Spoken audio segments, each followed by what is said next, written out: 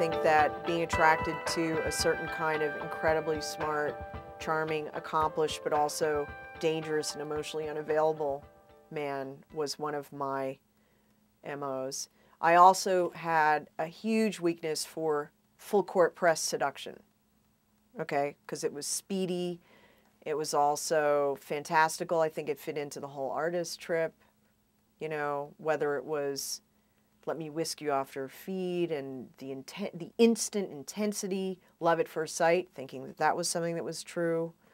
So there's also a way that these kinds of relationships will address a depression, an underlying depression that I've certainly been diagnosed with many times. I've never taken any drugs for it. And I thought, I just have to work harder at it, blah, blah, blah. But I was obviously medicating myself with these kinds of relationships because when you get that instant hit where there's fear because they're unavailable emotionally or in whatever other way, you get that fear pleasure. Those are, I believe, the most powerful circuits in the brain. If you get them both activated, stimulated at the same time, someone who has a normal background would be danger, danger, they'd run. But me, you know, someone like me, I feel alive, finally. And it's like a jolt of electricity. And think Frankenstein's Bride or something, really. It's like love as the perfect reanimator.